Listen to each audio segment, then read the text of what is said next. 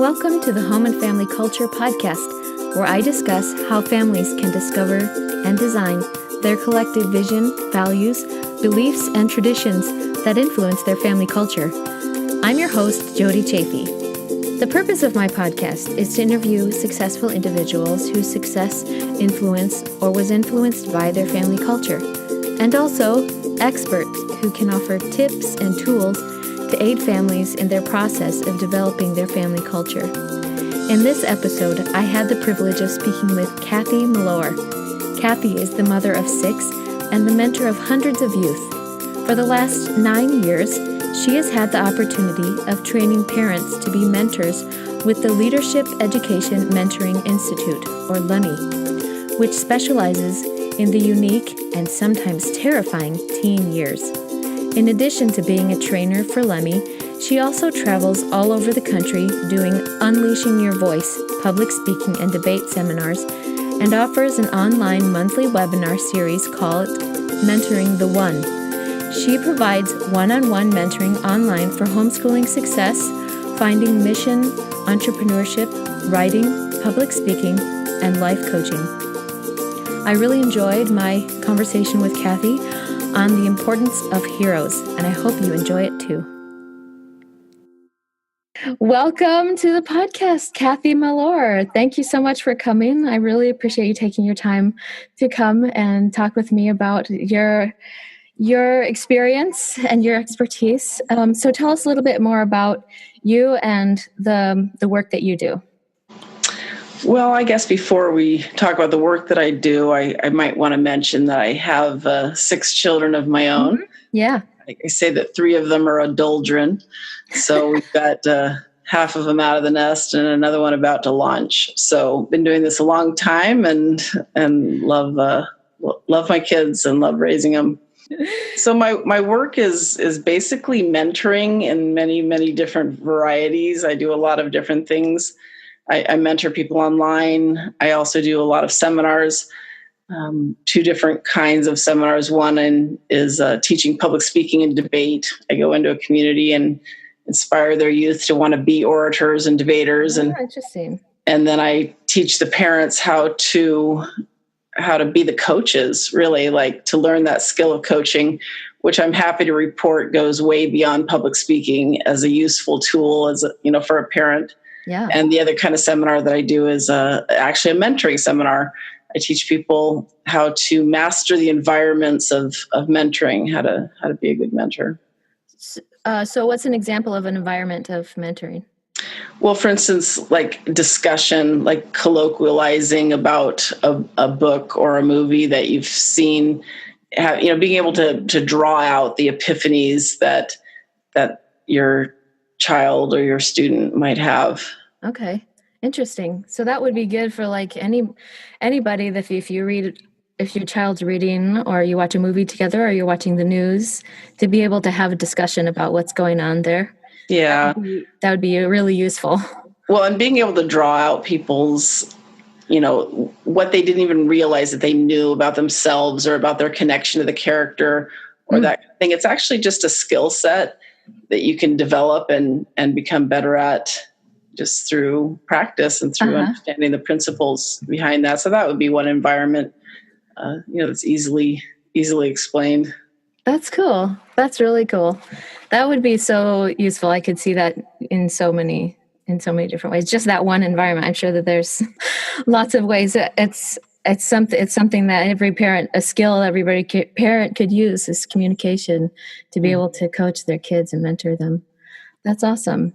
So that would even lend to the discussion that we're going to have about heroes. But before we get into heroes, so my podcast is about family culture, and mostly because I feel like it's something that's like this unspoken thing that is just there. And everybody has a family culture, whether they know it or not, or whether they're consciously shaping it or not. And so my goal is to help people draw out and understand what their beliefs are that's shaping their family culture. And so how do you define family culture? Well, I think I would look at it like the basis of the word Okay, the word culture comes from the agricultural term, actually, of digging.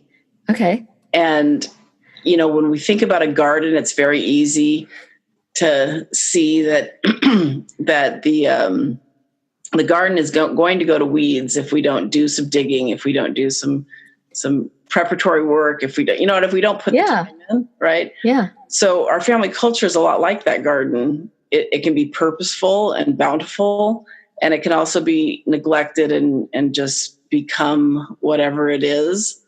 I like that. That's a really good visualize. You can visualize that, like that you can either work at it and then there's lots of different kinds of gardens. It doesn't necessarily have to be a flower garden or a vegetable garden. You can have a grove of trees. You can have whatever it is that you envision for your family or whatever your values are. You cultivate that, and that's what your family can become. It all starts with vision. Mm-hmm. Where is it that we want this to be, what do we want it to become, and where do we need to put our efforts to get those results? Yeah. I've been working on discussing with people how to work on our beliefs, because all of our behaviors are just a manifestation of our beliefs. And you have to develop what it is that's in your heart and in your belief system to shape what actions are manifest.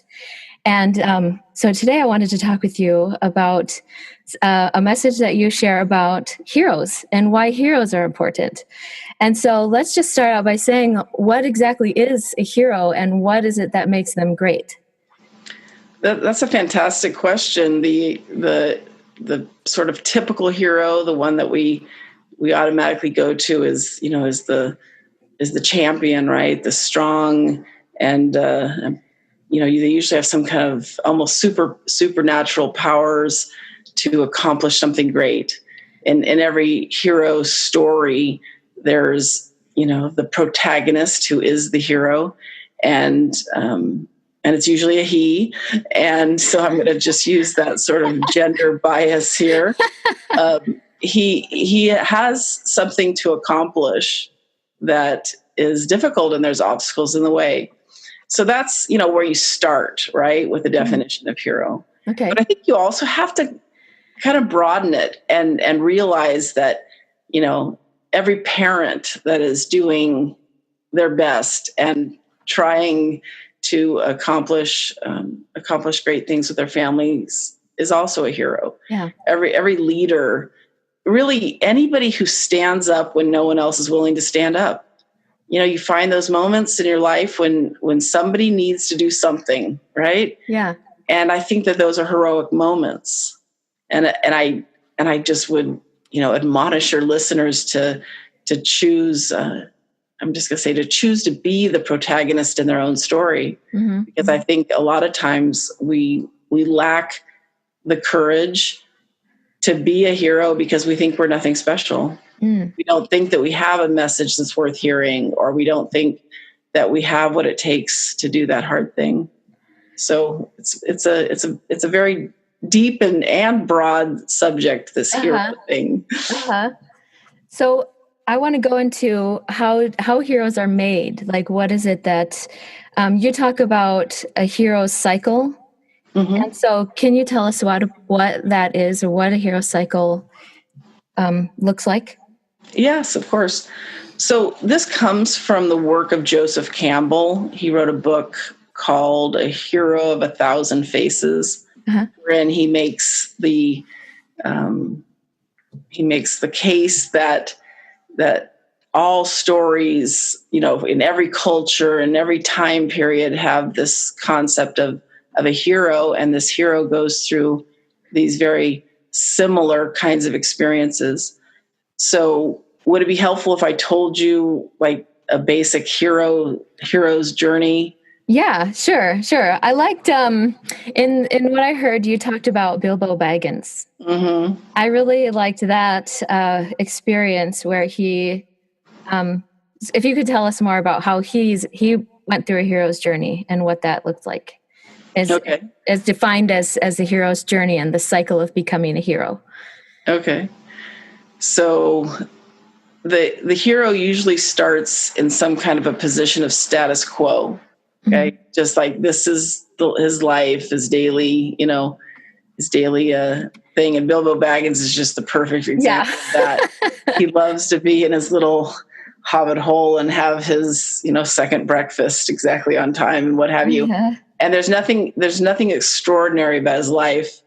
And that is, useful to us if we're going to be the hero in our own story, because, he starts out so ordinary.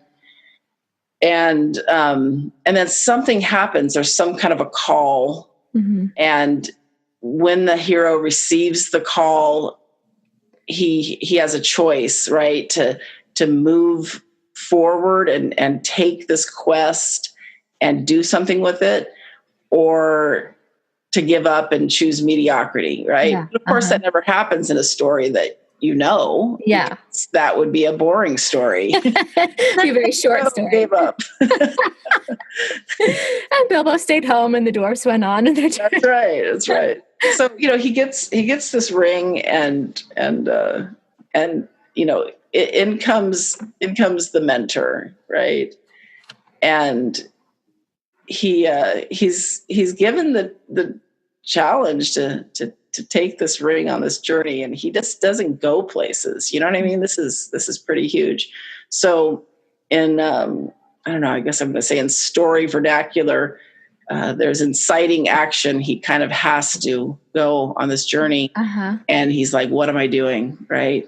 And I don't know about you, but I feel that way sometimes in my life, right? Where I've taken on a call, taken on a quest, and I just have those moments where I find myself going, what in the world am I doing? Yeah. Well, there are so many times in The Hobbit when Bilbo's like, I wish I were back in my hobbit hole, but he's in the middle of a trial and a challenge that he just can't turn back. He couldn't turn back, or else he would just be just as lost as he was to go forward, or worse. And he would have this like gnawing feeling like, I didn't finish the quest, maybe, Right. And you can't be the same. Yeah. You can't go back to status quo, like I really think that, the term hero cycle is very useful, because it tells you a little something about the cyclical nature of this. When you really are a hero in your own story, you're going to take the next call, and it's going to come. You're going to get another call when you finish the previous quest. You're going to get another call to do something else great. So it just keeps going. Yeah. So just to not leave your listener wondering what the rest of the cycle looks like, I'll just tell you that as the journey progresses, the hero goes through tests, trials, and traps. Okay. And in those, they don't have to be in that order, but let me just sort of define what they are. So a test is something that has to be endured, something external to you, something about, the environment. Trials are those things that cannot be overcome. Okay. They're just with you. Maybe it's a physical limitation. Maybe you have, something in your living circumstances that isn't going to change. And it's just something that has to be endured. It's just not going to go away. And traps are my favorite. My favorite in sort of the ouch way. Traps are those things that we cause because of our own weaknesses. Okay. So if we have a particular weakness that's going to make it difficult for us to finish our quest, for us to, see that call through to the end, it's our own weakness that brings it on. And after going through the tests, trials, and traps, you'd think that it would be easy for the hero, but of course it is not.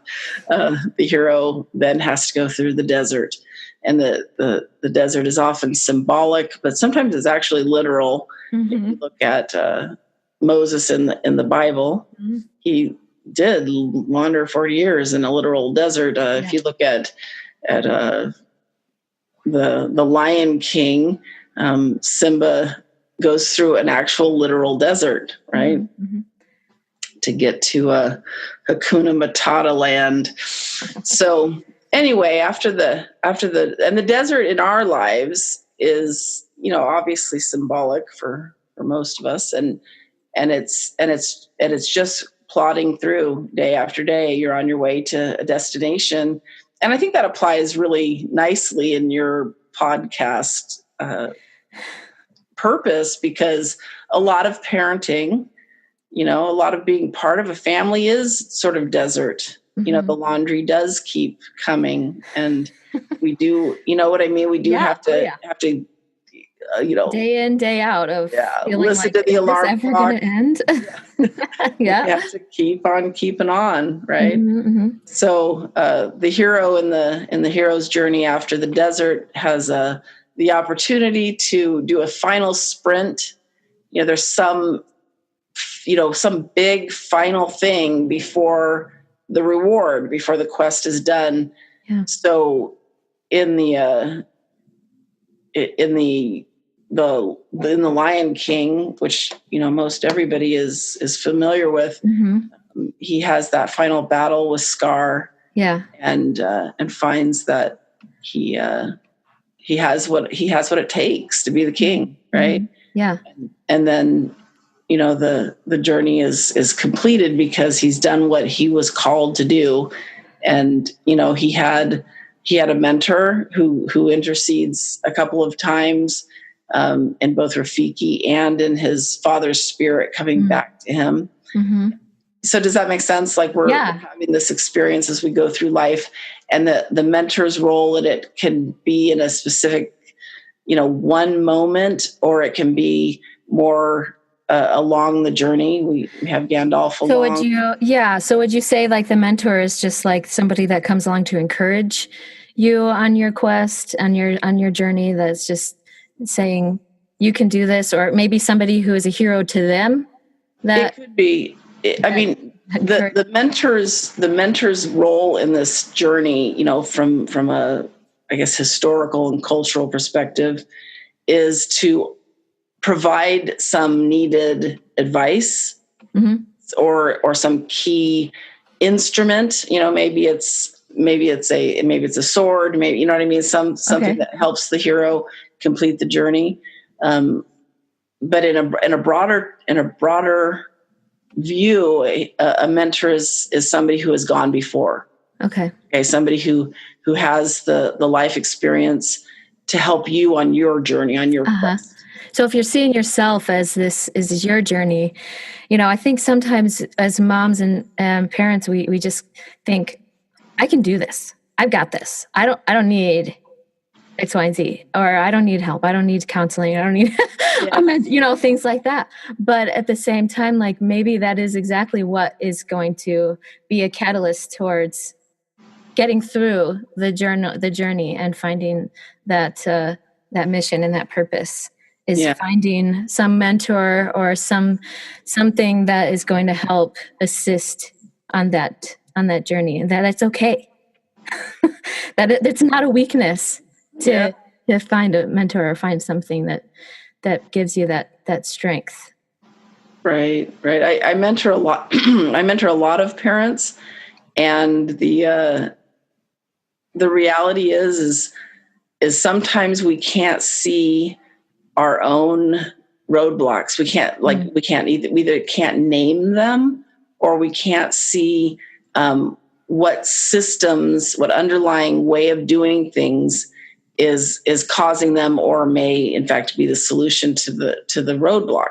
We know we're frustrated, right? Yeah. So a good mentor is able to look at your life and hear your words and understand that below those words there's things going on that just need to be discovered and maybe adjusted. Sometimes it's not even a big huge thing. They just, we get blind to our own failings. And I think that too is another reason why I wanted to bring out this discussion of family culture, because I think sometimes we don't realize that there are weeds growing up and things, we don't see them or think about them until somebody goes, hey, this is what your family culture is what's going on, or to like look and examine it, what's going on in their family. And then they go, oh, I didn't even realize that was happening. And, but then to see it opens you up to be able to refine and hopefully make things a little easier. Yeah. Absolutely. I think that was another example that I thought of with the hero was in Hercules, another Disney movie. Yeah.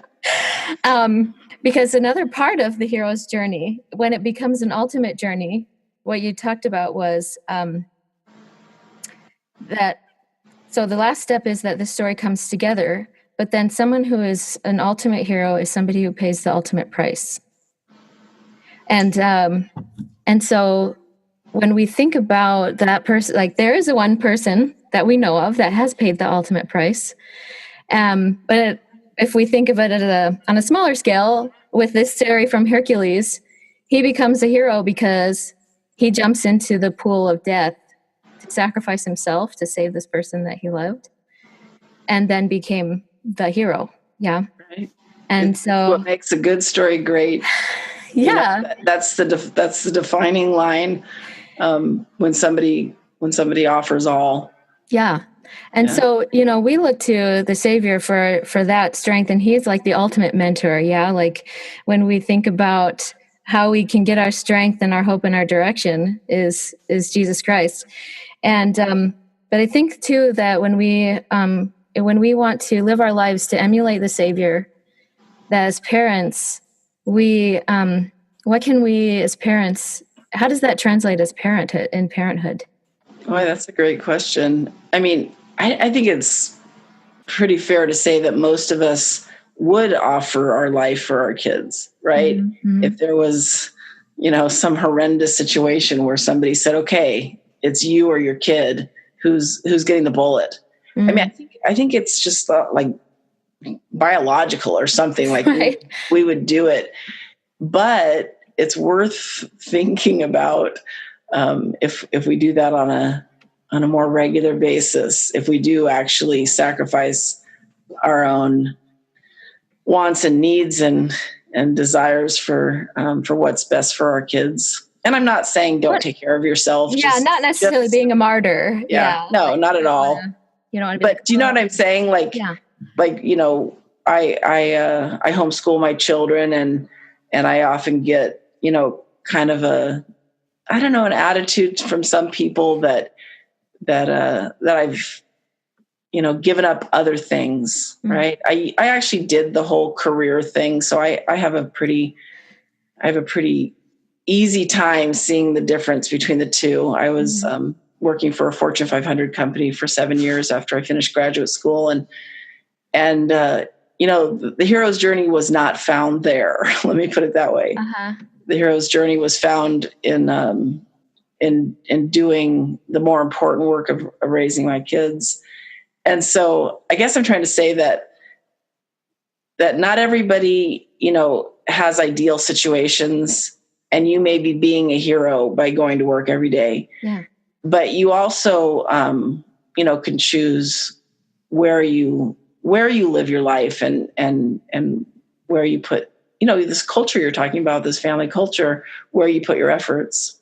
Yeah. So basically what we're talking about here is that the reason why heroes shape your family culture and shape who you are is because number one, if you choose a hero, someone that you look to that gives you that strength, you see their example, but also when you see yourself as the hero mm-hmm. and on this journey, that is what shapes your beliefs about the purpose behind what you're doing. And the whole reason why it gives you the why working. Yeah. Yeah. If you know your why, it's mm-hmm. part of that vision I talked about in the beginning. That's what it comes back to what we were saying in the beginning about vision.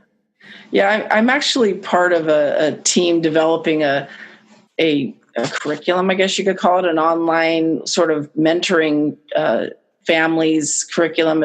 It's for an organization called LEMI, that's mm-hmm. Leadership Education Mentoring Institute, and we've developed this curriculum and are still developing it, where it's like a weekly short lesson to refocus you on what it is you're doing. Mm-hmm. And we spend an entire month on vision because we want you to know why, because there's hard days, you know, you do have your tests, trials, and traps. You do have to endure the desert. You know, you have to do all that. So if you don't spend time creating that vision of what it takes to be the kind of parent you want to be, and to have the kind of family culture that you want to have, then you're going to struggle more. Yeah.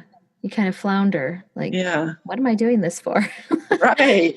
Exactly. It can be easier to want to give up or look for alternatives or an out or something if you don't have that big picture, that vision. Yeah. And can I just, by extension, say that the sense that your child was born to do something great, mm-hmm. and understanding that and knowing that they're, you know, that they're like this little hero in miniature, right? And if you have that, again, it's vision. If you have that vision that they were born to do something great, they were born to stand up when nobody else is willing to stand up. Yeah. Then you're going to be a better parent because you understand that genius that's within them. Yeah. So how do you translate into a family vision? How do you get a collective vision of everybody coming in and catching the vision of what your family culture, what you want it to look like and what you want it to be? Well, being able to articulate, you know, the creation of the vision has to come first, obviously, but being able to articulate vision is often called vision casting. Okay. And being able to share inspiration that will help your family to choose in, I guess. I do have to say that we also have to allow them to choose out, which is the hard part, right? Yeah. Because we want everybody to stick with our vision. So anyway, to translate that vision into a culture includes both, you know, vision casting and setting the example. If you want great education in your family and you're, you know, sitting around watching TV or, you know, scrolling on Facebook, then, you know, what are the chances, right? Right. You aren't actually taking your spade, which is, you know, the root of culture is spade. You're not taking your spade and doing the work yourself. Also, it has to be both having the vision and then casting it and working at it and then modeling it as yourself. Absolutely. Okay.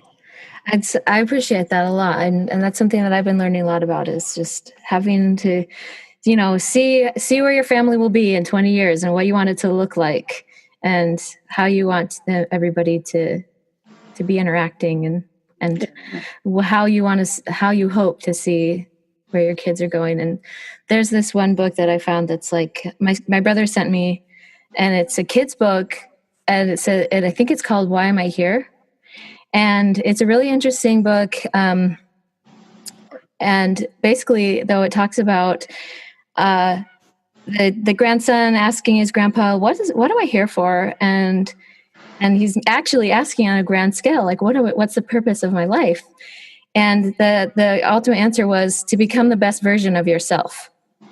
And so it's really interesting to think about that, you know, when we go through these trials and the traps and things, that they ultimately do have a purpose, and that is to become the best version of ourselves or to fulfill our mission in life. And so that's really insightful to think, you know, we can look to. And so that was one of the questions I also wanted to ask you is, where can we find the heroes that we can look to that we want to emulate? Where do you look? Or where do you? I'm a big fan of real life people. You know, I mean, I think the power of story cannot be underestimated. There's so much power in, we actually can reach people through story in a way that we can't through any real life, preaching or teaching. Right.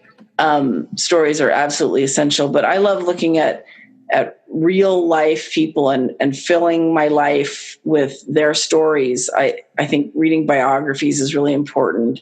You can start with ones appropriate for your children, getting them to see the value of looking at real life heroes. Our founding fathers, there's just stories there that encourage me on a daily basis. I'm so glad I steeped myself in their stories. And I have like a favorite biography for pretty much any of them. Uh-huh. And I actually have what I call a touchstone quote by one of the founding fathers that helps me to measure my own life, and knowing and having that quote memorized and knowing, what it means in terms of my mission. It's just really, really powerful because he's not a story, right? Okay. This founding father actually lived and actually was part of something that changed the world, right? Mm-hmm. So, you can look to people like the founding fathers. You can look to people who are alive today, who are doing, tremendous things. History is full of heroes, and we ought to be rich with people them. who have actually lived and done great things. Mm-hmm. Yeah. The trick there, just as a caveat, the trick there is to realize that they were also human and oftentimes made terrible choices as well as those fantastic things that they did. And for a lot of people, that's a deal breaker. Interesting. They learned that, Martin Luther King had extramarital affairs, and they're just like, they have no respect for him. It doesn't matter. I'm like, did he change the world? Yes, he did. And are we perfect? No. Yeah. Well, there's that minor technicality. I think that's kind of interesting to think when it's like they weren't perfect, but yet they did accomplish all of these things. And just to think, well, then maybe I'm not so lost. I can give you hope, but I'm just telling you, for some people, it's a deal breaker. It's like, if they find out this one thing about, this person that really lived. Yeah. And another important thing to realize with real life heroes is not to judge them through your 21st century eyes. If they lived in the past, you have to look at their life. I really am sad about all the, bashing of our founding fathers, for instance, as an example. Many of them, of course, were slave owners. And that, again, it's like a deal breaker for a lot of people. It invalidates everything that they feel like they've accomplished, right? Yeah. And I just kind of say to that, you know what, you're a slave owner too. I'm not joking, if you buy, pretty much anything in any store, if you go to the dollar store, I promise you, a slave created that, because there's no way they could have created it for $1 without slavery. I mean, on some level, the person was either being paid so little that they had no mobility in their life. I'm sorry. You don't have to see the slave. You don't have to, manage and do the discipline and all that kind of thing that makes slavery so horrendous, but you're participating in it. So does that make sense? Yeah. Well, and that we were born into this. We were born into this economic system, and the founding fathers were born into that one. Yeah. And that's just the way that the culture was in that time. It's not like my husband, he's really big into the founding and the revolutionary history and things. And he's like, in the Thomas Jefferson's will, he wanted his slaves freed or something, that was, it's not like he wanted to have slaves. It's just, that's the way that the culture was and the economy was that way. So it's interesting to remember that and to think about that. Yeah, they're not perfect people, but neither are we. Right. And did they change the world for the better? Yeah. And if you can't answer that with a yes, then maybe that person isn't a hero. Yeah.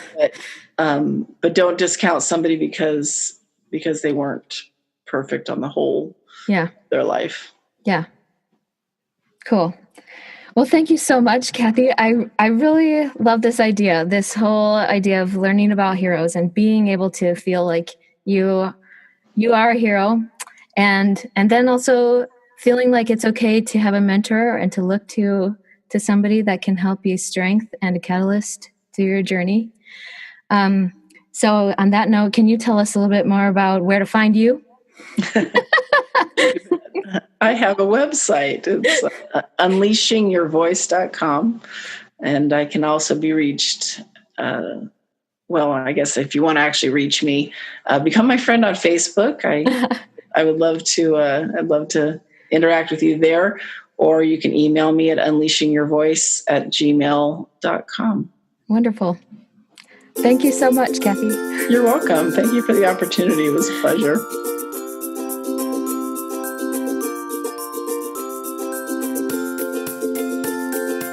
Thank you again, Kathy Mellor. That was so awesome. And I love learning about heroes, the hero cycle, and where to find heroes. Another way to find heroes is to look in your family history. There's an article from the New York Times called The Stories That Bind Us. And I just want to read a few of the things that I learned from that article. They had conducted some studies with some kids, and they learned that a surprising theme emerged. The single most important thing you can do for your family may be the simplest of all: develop a strong family narrative. They learned that the ones who know a lot about their families tend to do better when faced with challenges.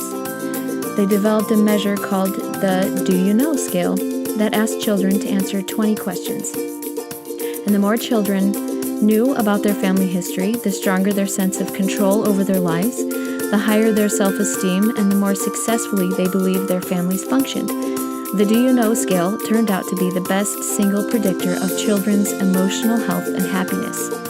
The ones who knew more about their families proved to be more resilient, meaning they could moderate the effects of stress. The answers have to do with children's sense of being a part of a larger family. Psychologists have found that every family has a unifying narrative, and that those narratives take 3 forms. And if you read the article, you can learn about ascending family narrative, descending narrative, and oscillating family narrative, which is the most successful, where families tell stories of their ups and downs, their successes and failures in getting through those trials and the things that Kathy talked about in the hero's journey. And so basically, our ancestors become our heroes. And in the article, it talks about the military spends time building up the identity of their recruits through communal activities. And the way that that translates is in our families is that any number of occasions can become these kind of communal activities that give us a sense of history, such as holidays, vacations, big family get-togethers, even a ride to the mall. The hokier the family tradition, they say, the more likely it is to be passed down. Telling a positive story about yourselves is the most important thing about discussing experiences and talking through problems. When you face the challenges, happy families, like happy people, just add a new chapter to their life story that shows them overcoming hardships. So the bottom line is what it says, is if you want a happier family, create, refine, and retell the stories of your family's positive moments and your ability to bounce back from the difficult ones. That act alone may increase the odds that your family will thrive for many generations to come. Go to my show notes and you can click on the link there to go to that article and also Kathy's websites. And you can also subscribe and comment and follow the links to my social media or other platforms for listening, and all of the other articles and books that we talked about in this episode. So thank you again for listening. I really appreciate your support. Please go to my show notes at www.homeandfamilyculture.com. You can follow me on Facebook and Instagram at Family Culture Podcast, and on Twitter at _Family Culture. Thank you again. Please comment and like and share and subscribe. Thank you.